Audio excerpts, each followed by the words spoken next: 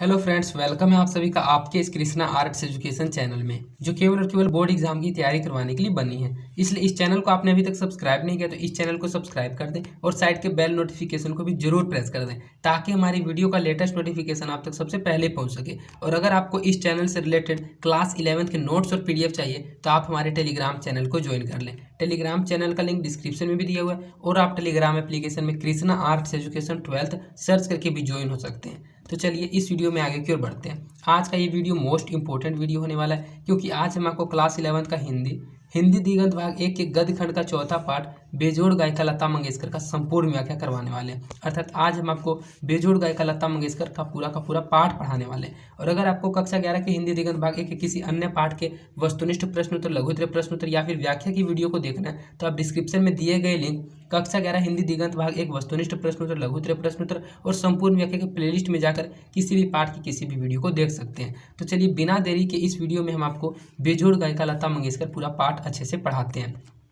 तो सबसे पहले किसी भी पाठ को पढ़ने से पहले उसके लेखक के बारे में पढ़ना बहुत जरूरी होता है, क्योंकि लेखक से रिलेटेड एग्जाम में बहुत सारे क्वेश्चन पूछे जाते हैं कि लेखक का जन्म कब हुआ, निधन कब हुआ, उनके माता का नाम, पिता का नाम, उनको कौन से सम्मान मिले, उनकी कृतियां कौन थी। तो सबसे पहले आप जान लीजिए कि बेजोड़ गायिका लता मंगेशकर पाठ के लेखक है कुमार गंधर्व। तो सबसे पहले हम आपको कुमार गंधर्व के बारे में पढ़ाएंगे। इस पाठ के लेखक हैं कुमार गंधर्व। सबसे पहले हम आपको सभी लेखक का इमेज दिखाते हैं। तो सबसे पहले आप इमेज देख लीजिए। कुमार गंधर्व ऐसे दिखते थे और इन्होंने ही बेजोड़ गायिका लता मंगेशकर पाठ की रचना की है। इनका जन्म हुआ था 8 अप्रैल 1924 को। इनका निधन हुआ था 1992 ईस्वी में। इनका जन्म स्थान अर्थात जिस स्थान पर इनका जन्म हुआ था वो था ग्राम सुलेभावी, जिला बेलगाम, कर्नाटक। इनका मूल नाम था शिवपुत्र कोमकली। इनके पिता का नाम था सिद्धरमैया कोमकली। वे गायक और कोमकली मठ के प्रधान भी थे। इनका निवास स्थान था देवास, मध्य प्रदेश। इनके संगीत गुरु थे प्रो BR देवधर, जो कि महाराष्ट्र के प्रसिद्ध संगीत आचार्य थे, तथा अंजनीबाई मालवेकर, वो भी प्रसिद्ध गायिका तथा संगीत गुरु थी। इनकी प्रमुख कृतियां हैं अनुपराग विलास एवं अनेक लेख, निबंध और टिप्पणियां, पत्र पत्रिकाओं में बिखरी अनेक रचनाएं अप्रकाशित। इनको अनेक म्यूजिक कंपनियों द्वारा उनके गान के रिकॉर्ड तथा कैसेट जारी, अर्थात इन्होंने अनेक म्यूजिक कंपनियों में गाने को गाए थे और गाने को रिकॉर्ड किया था तथा उन गानों के कैसेट भी जारी हुए थे। इनको सम्मान मिले थे भारत सरकार की संगीत नाटक अकादमी के सदस्य, भारत भवन भोपाल के स्थायी सदस्य, कालिदास सम्मान, राष्ट्रपति द्वारा पद्म भूषण, विक्रम विश्वविद्यालय उज्जैन द्वारा D.Litt की उपाधि, अनेक पुरस्कार, सम्मान एवं अलंकरण प्राप्त। तो इस पूरे व्याख्या को पढ़कर इसमें सिर्फ आपको इतना समझना है कि उनका जन्म हुआ था 8 अप्रैल 1924 ईस्वी में सुलेभावी, जिला बेलगाम, कर्नाटक नामक स्थान पर। इनका निधन हुआ था 1992 ईस्वी में। मूल नाम का मतलब होता है इनका ओरिजिनल नाम। इनका ओरिजिनल नाम, इनका बचपन का नाम शिवपुत्र कोमकली था। कुमार गंधर्व इनका नाम कैसे पड़ा वो आप आगे पढ़ लीजिएगा। इनके पिता का नाम था सिद्धरमैया कोमकली, जो कि गायक भी थे और कोमकली मठ के प्रधान भी थे। ये रहते थे देवास, मध्य प्रदेश में, लेकिन इनका जन्म हुआ था कर्नाटक में। इनके संगीत गुरु थे दो। पहला था प्रो BR देवधर, जो कि महाराष्ट्र के प्रसिद्ध संगीताचार्य थे, तथा दूसरी गुरु थे अंजनीबाई मालवेकर, वह भी प्रसिद्ध गायिका एवं संगीत गुरु ही थी। इनकी कृतियां आपने पढ़ ली है। इनको सम्मान मिले थे भारत सरकार की संगीत नाटक अकादमी के सदस्य, भारत भवन भोपाल के स्थायी सदस्य, कालिदास सम्मान, राष्ट्रपति द्वारा पद्म भूषण, विक्रम विश्वविद्यालय उज्जैन द्वारा D.Litt की उपाधि, अनेक पुरस्कार, सम्मान एवं अलंकरण इनको प्राप्त हुए थे। ये थे उनके बारे में कुछ इंपॉर्टेंट डिटेल्स। अब आप आगे पढ़िएगा कि इनका नाम कुमार गंधर्व कैसे पड़ा और इन्होंने अपने जीवन में क्या किया क्या नहीं किया, इनके बारे में कुछ और डिटेल्स आपको पढ़ना है। तो कुमार गंधर्व 20वीं सदी के उत्तरार्ध में हिंदुस्तानी शैली के भारतीय शास्त्रीय संगीत के महान गायक एवं संगीत मनीषी थे। बचपन में ही अपने पिता और परिवेश से प्राप्त नैसर्गिक गायन संस्कारों के बल पर उन्होंने अपनी गायन प्रतिभा से संगीत पारखियों को विस्मित कर दिया था। श्री गुरुकुल स्वामी ने उन्हें देव गायक गंधर्व का अवतार बताया और उसके बाद उसकी प्रसिद्धि कुमार गंधर्व के नए नाम से हो गई। मूल नाम उसकी ओट में हमेशा के लिए छिप गया। कुमार गंधर्व ने 11 वर्षों तक महाराष्ट्र के संगीत आचार्य प्रो BR देवधर से शास्त्रीय संगीत की अंतर्दृष्टि पाई। कुमार जी ने अंजनीबाई मालवेकर द्वारा भी संगीत शिक्षा पाई थी। 1947 से 1992 के बीच 5 वर्षों तक ये बुरी तरह से अस्वस्थ हुए और बिस्तर से जा लगे। स्वास्थ्य संबंधी के कारण से ही सपरिवार मध्य प्रदेश के देवास नामक स्थान पर निवास करते हुए औपचारिक रूप से बीमारी की हालत में संगीत सभाओं में जरूर कट रहे थे, किंतु संगीत संबंधी उनको अन्वेषण, प्रतिभा और कल्पना रुग्ण अवस्था में भी निरंतर सक्रिय रहे। उन्होंने मालवा लोकगीतों का निरीक्षण परीक्षण जारी रखा। लोक संगीतों के प्रति गहन आकर्षण ने अंततः बीमारी से उबारने में भी उनकी मदद की और संगीत की दुनिया में जैसे उनका पुनर्जन्म हुआ। जो कुमार गंधर्व थे वे 20वीं सदी के उत्तरार्ध में हिंदुस्तान शैली के भारतीय संगीत के एक महान गायक एवं संगीत मनीषी भी थे। बचपन में ही उनके पिता ने उनको नैसर्गिक गायन संस्कारों के बल पर बहुत कुछ सिखा दिया था और उन्होंने अपनी गायन प्रतिभा से संगीत पारखी होते हैं, जो संगीत के टीचर होते हैं, जो संगीत के जज होते हैं, उनको आश्चर्यचकित विस्मित कर दिया था। और उनका एक गुरुकुल स्वामी था, उन्होंने ही उनको देव गायक गंधर्व का अवतार बताया था और उसी के बाद से उनके नए नाम की प्रसिद्धि हुई थी, कुमार गंधर्व। उस दिन के बाद से जब उन्होंने अपनी गायन प्रतिभा से सभी पारखियों को विस्मित कर दिया था, तो उस दिन से उनका नया नाम पड़ा था कुमार गंधर्व और कुमार गंधर्व के नाम से ही वे प्रसिद्ध हो गए थे। इस कुमार गंधर्व के नाम से उनकी मूल नाम उसकी ओट में हमेशा के लिए छिप गया। जैसा कि आपने पढ़ा, उनका मूल नाम था शिवपुत्र कोमकली, लेकिन बताया जा रहा है कि इस पाठ के लेखक कुमार गंधर्व, क्योंकि वे कुमार गंधर्व के नाम से ही प्रसिद्ध हुए थे। फिर बीच में एक दुर्घटना उनके साथ हो गई, एक ऐसी स्थिति आई जिस स्थिति में वे संगीत से कट गए। 1947 से 1992 के बीच 5 साल के बीच वे बुरी तरह से अस्वस्थ हो गए और बिस्तर से जा लगे। स्वास्थ्य संबंधी कारण से उनका पूरा परिवार मध्य प्रदेश के देवास नामक स्थान पर रहने लगा और वे संगीत सभाओं से भी कट गए थे। किंतु जो संगीत थी वह उनके रूह में, उनकी रुग्ण अवस्था में, उनकी कल्पनाओं में निरंतर सक्रिय रही। उन्होंने मालवा लोकगीतों का परीक्षण जारी रखा। लोक संगीत के प्रति गहन आकर्षण ने अंततः बीमारी से उबारने में भी उनकी मदद की और संगीत की दुनिया में जैसे उनका फिर से पुनर्जन्म हुआ। वे 5 साल बाद फिर से संगीत की दुनिया में वापस आ गए। कुमार गंधर्व संगीत और गायकी की दुनिया में विवादास्पद भी रहे।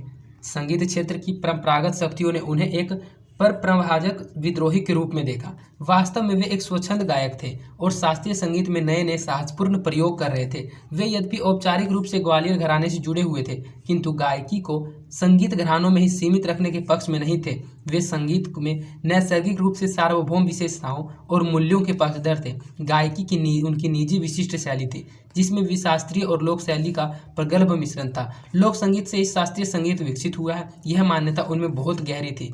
इसे उन्होंने प्रत्यक्ष अनुभव भी किया था।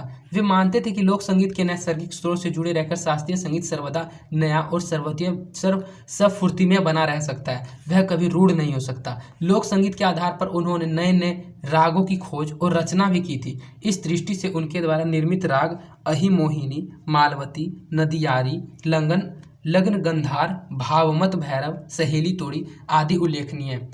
अर्थात वे एक ग्वालियर घराने से जुड़े हुए थे, लेकिन उन्होंने कभी भी संगीत को किसी घराने के पक्ष में नहीं रखा था। उन्होंने संगीत को हमेशा स्वतंत्र रखा था। वे संगीत में नैसर्गिक रूप से सार्वभौम विशेषताओं के मूल्यों के पक्षधर थे। उनकी जो गायकी की निजी विशिष्ट शैली थी, जिसमें शास्त्रीय और लोक शैली का प्रगल्भ मिश्रण था, वे लोक संगीत में शास्त्रीय संगीत उन्होंने विकसित हुआ था। वे लोक संगीत से शास्त्रीय संगीत को विकसित मानते थे। यह मान्यता उनमें बहुत ही गहरी थी। इसे उन्होंने प्रत्यक्ष अनुभव भी किया था। वे मानते थे कि जो लोक संगीत होता है उससे जुड़कर शास्त्रीय संगीत हमेशा नया और स्फूर्ति में बना रह सकता है, वह उससे अलग नहीं हो सकता, वह कभी भी रूढ़ नहीं हो सकता। लोक संगीत के आधार पर ही उन्होंने नए नए रागों की खोज की। राग कहा जाता है संगीत में जो लय होते हैं, राग होते हैं, वे अन्य प्रकार के उनके होते हैं। तो उन्होंने अलग अलग राग की भी खोजना की थी। कुछ रागों के नाम बताए गए जो जिन रागों का उन्होंने निर्माण किया था, वे राग थे अहिमोहिनी, मालवती, नदियारी, लग्न गंधार, भावमत भैरव, सहेली तोड़ी। इन राग के नाम को आप अच्छे से याद रखिएगा। ऑब्जेक्टिव क्वेश्चन में ऐसा पूछा जा सकता है कि अहिमोहिनी राग की खोज अर्थात रचना किसने की थी? तो इस राग की रचना की थी कुमार गंधर्व ने। ये आपको अच्छे से याद रखना है।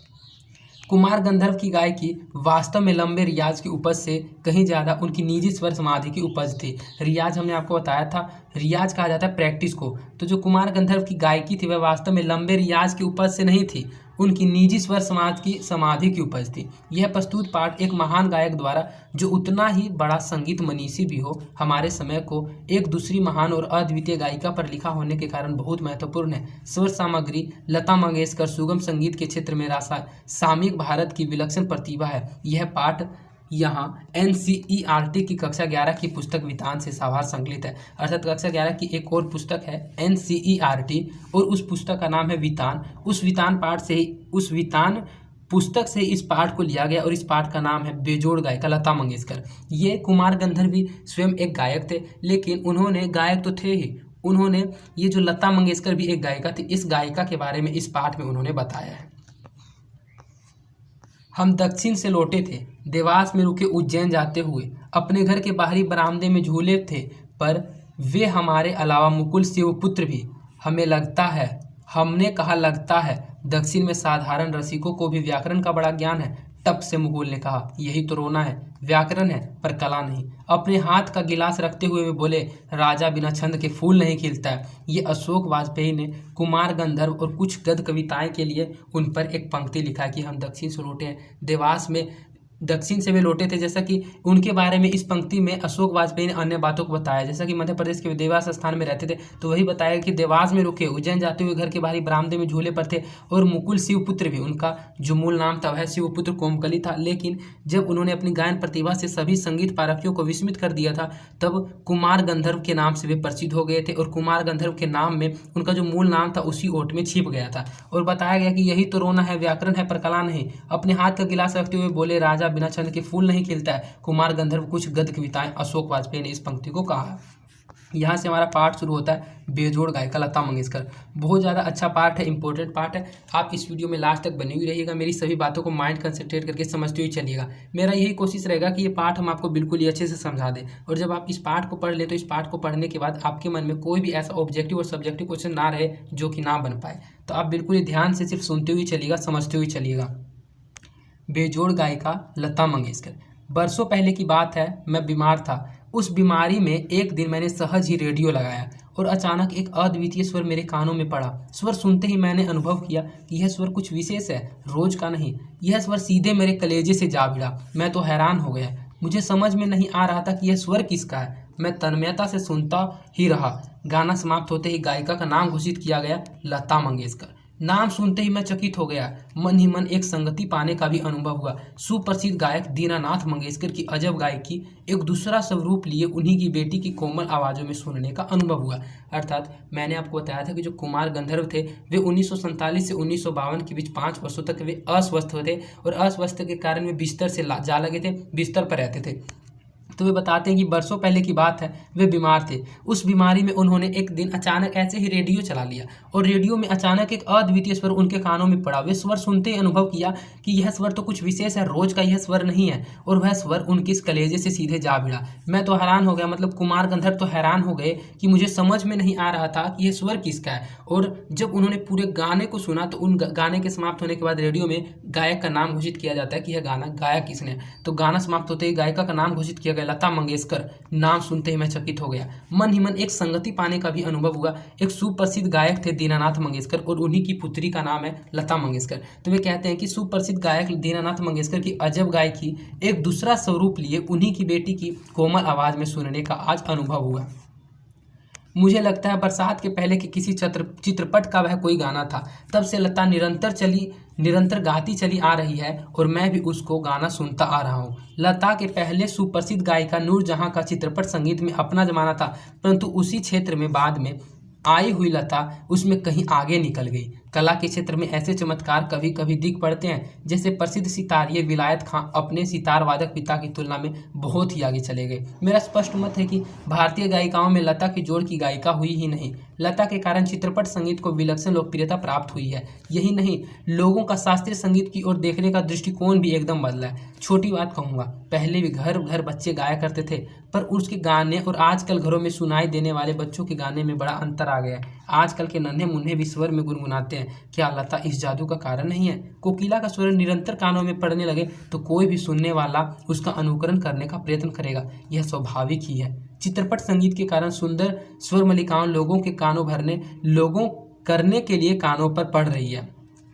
तो इतना पढ़ने के बाद आपको सिर्फ इतना समझना है कि जब लता मंगेशकर का उन्होंने गाना सुना था तो गाना लता मंगेशकर गाती चली आ रही थी और कुमार गंधर्व उनके गानों को सुनते चले आ रहे थे। तो ये बताते हैं कि जो लता मंगेशकर थी उनकी गायकी इतनी अच्छी थी कि उनकी गायकी से पूरा का पूरा लोकप्रिय ही बदल गया था। जो पुराने वे सोचते हैं कि पुराने समय में जब बच्चे बिना ही लय के, बिना ही किसी गुण के ऐसे ही घर में गाना गाते थे, लेकिन वे बताते हैं कि आजकल तो बच्चों के गाने में भी बड़ा अंतर हो गया है। लता मंगेशकर के गानों को सुनकर आजकल के नन्हे मुन्ने भी स्वर में गुनगुनाते हैं, पहले वैसे ही गुनगुनाते थे। क्या लता इस जादू का कारण नहीं है? अगर कोकिला कहा जाता कोयल को, और बताया जा रहा है कि अगर कोयल का स्वर निरंतर कानों में पड़ने लगे तो सुनने वाला भी उसका अनुकरण करने का प्रयत्न जरूर करेगा, यह स्वाभाविक ही है। चित्रपट संगीत के कारण सुंदर स्वर मलिकाओं लोगों करने के लिए कानों पर पड़ रही है।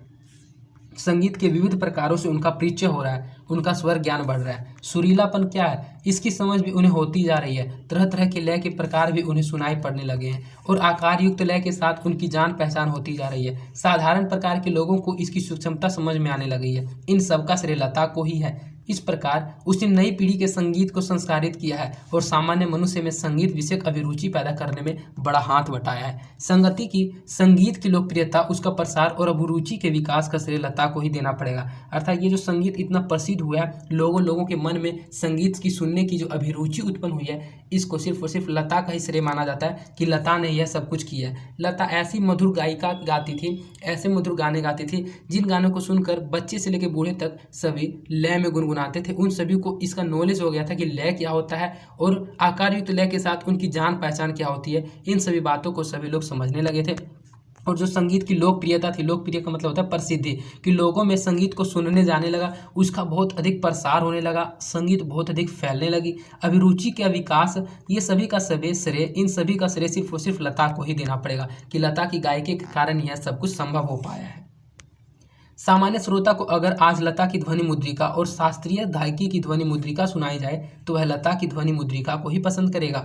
गाना कौन से राग में गाया गया और ताल कौन सा था, यह शास्त्रीय ब्यौरा इस आदमी को सहसा मालूम नहीं रहता। उसे इससे कोई मतलब नहीं कि राग मालकोस था और तार त्रिताल। उसे चाहिए तो वह मिठास जो उसे मस्त कर दे, जिसका वह अनुभव कर सके, यह स्वाभाविक ही है। अर्थात बताया जा रहा है कि जो लता की ध्वनि मुद्रिका है और शास्त्रीय गायकी की ध्वनि मुद्रिका है, अगर आज के सामान्य के लोगों के, आज के ऑडियंस के श्रोताओं को सुनाया जाए तो सभी के सभी लोग लता की ध्वनि मुद्रिका को ही पसंद करेंगे। क्योंकि जो आज के समय के लोग हैं वे कौन सा राग है, कौन सा ताल है, किस राग में है गाना गाया जा रहा है, इन सभी बातों से आज के श्रोताओं को कोई लेना देना नहीं रहता है। उनको सिर्फ और सिर्फ मतलब रहता है मिठास से, उस मिठास से जो उनको मस्त कर दे, जिस मिठास का वे अनुभव कर सकें, और यह स्वाभाविक ही है।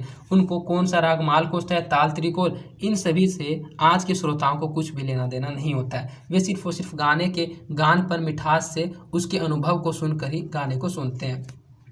क्योंकि जिस प्रकार मनुष्यता हो तो वह मनुष्य, वैसे ही गानपन हो तो वह संगीत है। और लता का कोई भी गाना लीजिए तो उसमें 100% यह गानपन मौजूद मिलेगा। और उदाहरण के बाद कुमार गंधर्व बताते हैं कि जिस प्रकार किसी में मनुष्यता हो, तो जिसमें मनुष्यता होता है उसे मनुष्य कहा जाता है। तो वैसे ही वैसा गाना जिसमें गानपन हो तो वह संगीत है। और लता का कोई भी गाना ले लीजिए, उसमें 100% यह जो गानपन है यह जरूर मिलेगा। और गानपन के कारण ही उनका गाना इतना अधिक लोकप्रिय था।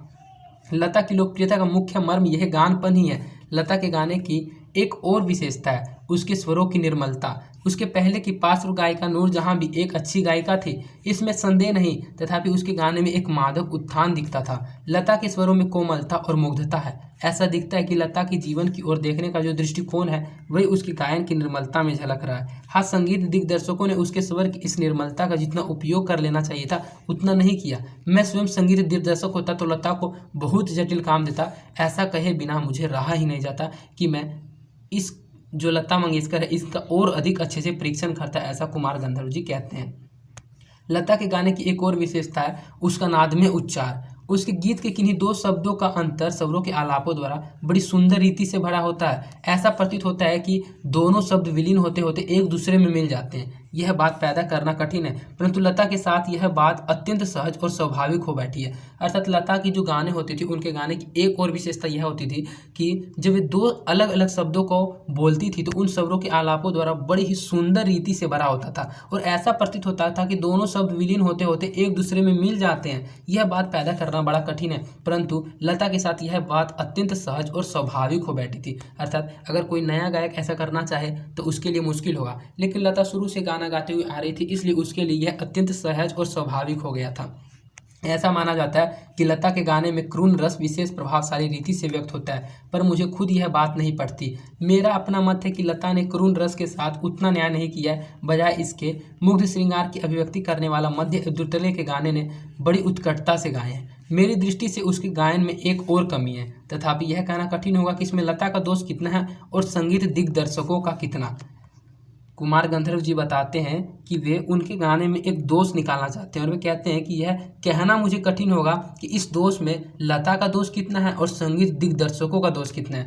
लता का गाना सामान्यतः ऊंची पट्टी में रहता है, ऊंची पट्टी का कहा जाता है, ऊंची आवाज़ में उनका गाना रहता है। गाने में संगीत दिग्दर्शक उससे अधिक अधिक ऊंची पट्टी में गवाते हैं और उसे कारण ही चिलवाते हैं। अर्थात जो गाने गाने वाले दिग्दर्शक होते हैं, जो प्रोड्यूसर होते हैं, वे उनसे ज़बरदस्ती ऊंची आवाज़ में अकारणीय गाने को चिलवाते हैं और उच्च पट्टी में उनका गाना सामान्यतः रहता था। एक प्रश्न उपस्थित किया जाता है कि शास्त्रीय संगीत में लता का कौन सा स्थान है। मेरे मत से यह प्रश्न खुद ही प्रयोजनहीन है। उसका कारण यह है कि शास्त्रीय संगीत और चित्रपट संगीत में तुलना हो ही नहीं सकती। जहाँ गंभीरता शास्त्रीय संगीत का स्थायित्व भाव है, वहीं जलदल्य और चपलता चित्रपट संगीत का मुख्य गुणधर्म है। चित्रपट संगीत का ताल प्राथमिक अवस्था का ताल होता है, जो कि शास्त्रीय संगीत में ताल अपने परिष्कृत रूप में पाया जाता है। चित्रपट संगीत में आधे तालों का उपयोग किया जाता है। उसकी लय कार्य बिल्कुल अलग होती है, आसान होती है। यहाँ गीत और आघात को ज़्यादा महत्व दिया जाता है, सुलभता और लोच को अग्रस्थान दिया जाता है। तथापि चित्रपट संगीत गाने वाले को शास्त्रीय संगीत की उत्तम जानकारी होना आवश्यक है। वह लता के पास निसंशय है। 3-3.5 मिनट के गाए हुए चित्रपट के किसी गाने और एकांत खानदानी शास्त्रीय गायक की 3-3.5 घंटे की महफिल, इन दोनों का कलात्मक और आनंदात्मक मूल्य एक ही है, मैं ऐसा मानता हूँ। तो वे बताते हैं कि जो लता मंगेशकर गाना गाती है, उसका जो 3 से 3.5 मिनट का गाना होता है, उसमें जितना आनंद आता है उतना ही आनंद शास्त्रीय गायक की 3 से 3.5 घंटे की महफिल में आता है। जो उन दोनों को बिल्कुल ही कंपेयर करके बराबर बताते हैं कि जो महफिल होता है 3 से 3.5 घंटे का, उसमें जितना कला हम लोगों को दिखता है और जितना आनंदात्मक मूल्य हम लोगों को दिखता है, उतना लता मंगेशकर के 3 से 3.5 मिनट के गाने में ही हम लोगों को वह ऐसा आनंद मिल जाता है। ऐसा मैं मानता हूँ, अर्थात ऐसा कुमार गंधर्व मानते हैं। किसी उत्तम लेखक का कोई विस्तृत लेख जीवन के रहस्य का विशद रूप में वर्णन करता है, तो वही रहस्य छोटे से सुभाषित का या नन्ही सी कहावत में सुंदरता और परिपूर्णता से प्रकट हुआ भी दृष्टिगोचर होता है। उसी प्रकार 3 घंटों की रंगदार महफिल का सारा रस लता की 3 मिनट की ध्वनि मुद्रिका में आस्वादित किया जा सकता है। उसका एक एक गाना एक संपूर्ण कलाकृति होता है। स्वर, लय, शब्दार्थ यहाँ त्रिवेणी संगम होता है और महफिल की बेहोशी उसमें समाई रहती है। वैसे देखा जाए तो शास्त्रीय संगीत क्या है और चित्रपट संगीत क्या, अंत में रसिक को आनंद देने की सामर्थ्य किसी गाने में कितनी है, इस पर इसका महत्व ठहराना उचित है। मैं तो कहूँगा कि शास्त्रीय संगीत भी रंजक न हो तो बिल्कुल नीरस ठहरेगा, अनाकर्षक प्रतीत होगा और उसमें कुछ कमी सी प्रतीत होगी। गानेपन में जो गानपन प्राप्त होता है वह केवल शास्त्रीय बैठक के पक्केपन की वजह से है। ताल सुर के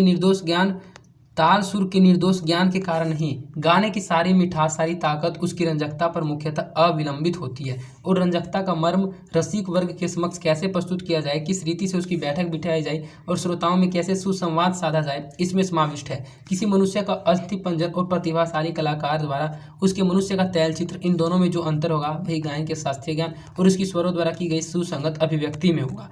तो इसमें कुमार गंधर्व जी बताते हैं कि शास्त्रीय जो गायन होता है, उस शास्त्रीय गायन में जो 3 से 3.5 घंटे का महफिल होता है, उतना जो आनंद मिलता है वही आनंद लता मंगेशकर के 3 से 3.5 मिनट के गाने में मिल जाता है। और वे ऐसा बताते हुए कहते हैं कि इसका जो आनंद देने की सामर्थ्य गाने में कितनी है, इसका महत्व ठहराना उचित है। मैं तो कहूँगा कि शास्त्रीय संगीत भी रंजक न हो तो बिल्कुल ही नीरस ठहरेगा। अर्थात जो शास्त्रीय संगीत है अगर उसमें रंजक न हो तो यह बिल्कुल ही नीरस होगा। इसमें किसी प्रकार का कोई रस न होगा, कोई स्वाद न होगा, कोई आनंद नहीं होगा, अनाकर्षक प्रतीत होगा। उसमें कुछ कमी सी हम लोगों को प्रतीत होगी शास्त्रीय संगीत में अगर रंजक नहीं हो तो। गाने में जैसे कि हमने आपको बताया कि गाने में जो गानपन प्राप्त होता है वही केवल शास्त्रीय बैठक के पक्केपन की वजह से, ताल सुर के निर्दोष ज्ञान के कारण नहीं, कि अगर ताल सुर निर्दोष है तो उस ज्ञान के कारण गाने में गानपन नहीं हो सकता है। गाने की सारी मिठास, सारी ताकत उसकी रंजकता पर मुख्यतः अवलंबित रहती है। और रंजकता का मर्म विशेष रूप से समक्ष कैसे प्रस्तुत किया जाए, किस रीति से उसकी बैठक बिठाई जाए, श्रोताओं को कैसे सुसंवाद साधा जाए, इसमें समाविष्ट है।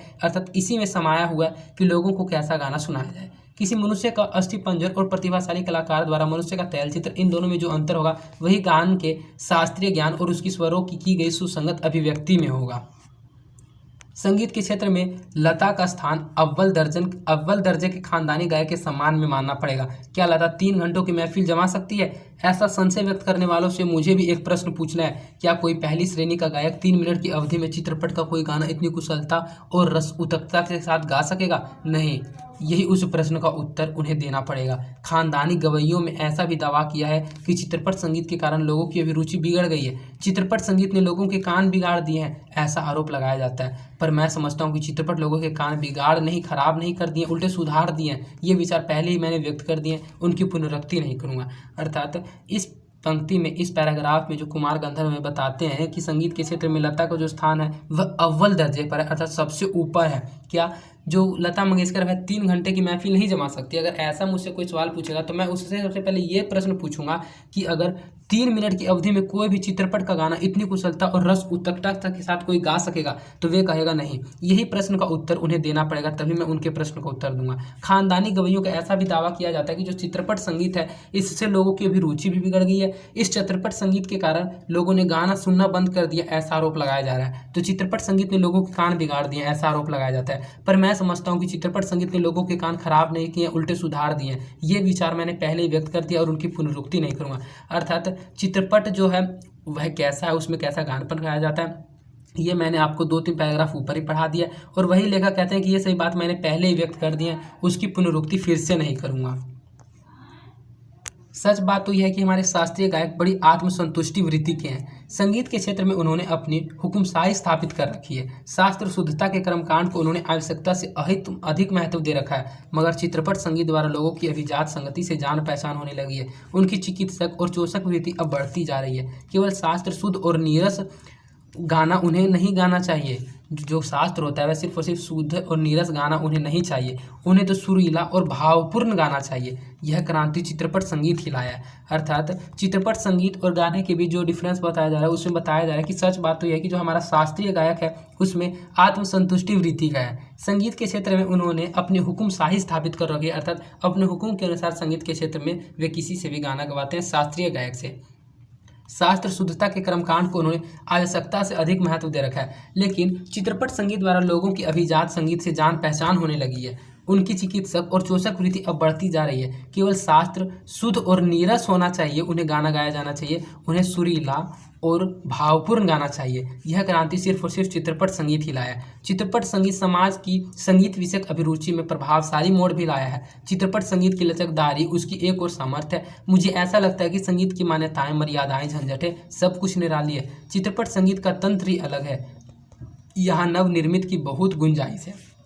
ये जो नवनिर्मित है इसकी बहुत गुंजाइश है। जैसे शास्त्रीय रागदारी का चित्रपट संगीत निर्देशकों ने उपयोग किया, उसी प्रकार राजस्थानी, पंजाबी, बंगाली देश के लोकगीतों ने भंडार को भी उन्होंने खूब लूटा है। यह हमारे ध्यान में रहना चाहिए। धूप का कौतुक करने वाले पंजाबी लोकगीत, रुक्ष और निर्जल राजस्थान में पर्जन्य की याद दिलाने वाले गीत, पहाड़ की घाटियों, खोरों में प्रतिध्वनित होने वाले पहाड़ी गीत, ऋतु चक्र समझाने वाले, खेतों के विविध कामों का हिसाब लेने वाले कृषि गीत और वज्रभूमि में समाविष्ट सहज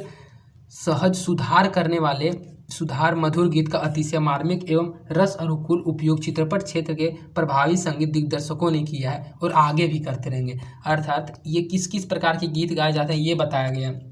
जैसे कि पंजाब में धूप के कौतुक को करने वाले पंजाबी लोकगीत गाए जाते हैं। रुक्ष और निर्जल राजस्थान में पर्जन्य की याद दिलाने वाले गीत, पहाड़ों की घाटियों, खोरों में प्रतिध्वनित होने वाले पहाड़ी गीत, ऋतु चक्र को समझाने वाले और खेती के विविध कामों का हिसाब लेने वाले कृषि गीत, वज्रभूमि में सम आविष्ट सहज मधुर गीतों का अतिशय मार्मिक एवं रस अनुकूल उपयोग चित्रपट के क्षेत्र के प्रभावी संगीत निर्देशकों ने किया और आगे भी ये हमेशा करते ही रहेंगे। थोड़े में कहूँ तो संगीत का क्षेत्र ही विस्तीर्ण, अर्थात इन सभी बातों को अगर मैं थोड़े में बताना चाहूँ तो जो संगीत का क्षेत्र है वह बहुत ही विस्तीर्ण अर्थात बहुत अधिक बड़ा है।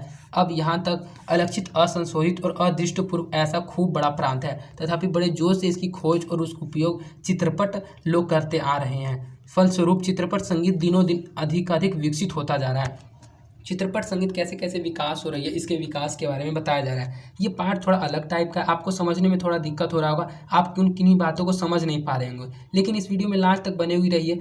पूरे पार्ट को पढ़ते पढ़ते आपको सब कुछ समझ आ जाएगा। पार्ट को पढ़ाने के बाद मैं एक बार शॉर्टली फिर से पूरा पार्ट एक्सप्लेन कर दूंगा, जिससे से पूरा का पूरा पार्ट फिर से आपसे रिकॉल हो जाएगा। इसलिए इस वीडियो में लास्ट तक बने हुए रहिए और मेरी बातों को अच्छे से सुनते हुए चलिए, क्योंकि अगर आप पार्ट को पढ़ लीजिएगा तो आप सभी के सभी ऑब्जेक्टिव और सब्जेक्टिव क्वेश्चन को आसानी से बना दीजिएगा।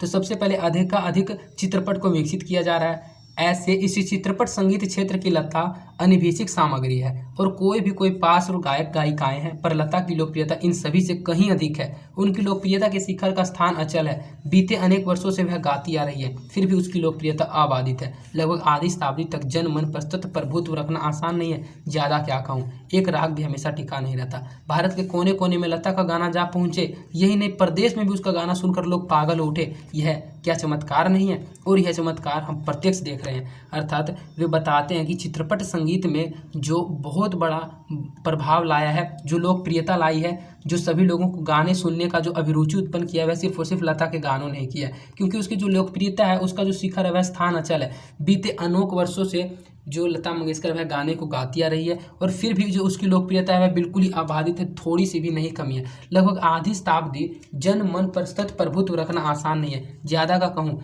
एक राग पर जो लता मंगेशकर वह हमेशा टिकी हुई रहती है और हमेशा टिका नहीं रह सकता है। भारत के कोने कोने में लता का गाना जा पहुँचे, यही नहीं प्रदेश में भी उसका गाना सुनकर लोग पागल उठे। यह चमत्कार नहीं तो क्या है? और यह चमत्कार हम लोग प्रत्यक्ष देख रहे हैं।